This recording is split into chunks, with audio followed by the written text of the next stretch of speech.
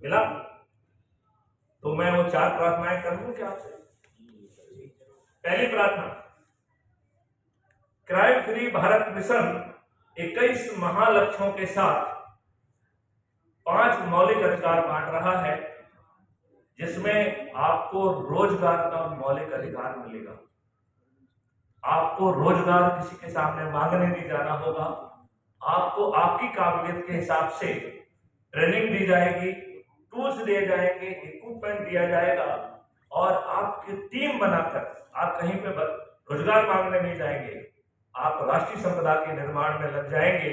और जो माननीय नरेंद्र मोदी जी 3 ट्रिलियन से 5 ट्रिलियन इकोनॉमी की बात कर रहे हैं, मैं 500 ट्रिलियन की इकोनॉमी की संभावना को इनकार नहीं करता हूँ। 500 ट्रिलियन, बहुत 100 टाइम्स।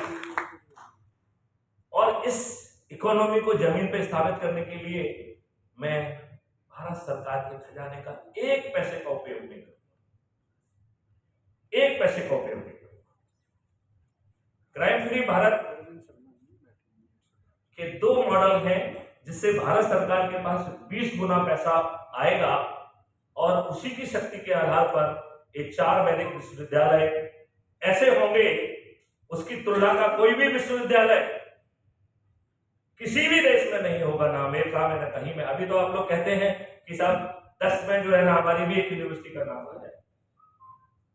वो 10 में से सभी 10 भारत की ही यूनिवर्सिटीज होंगी।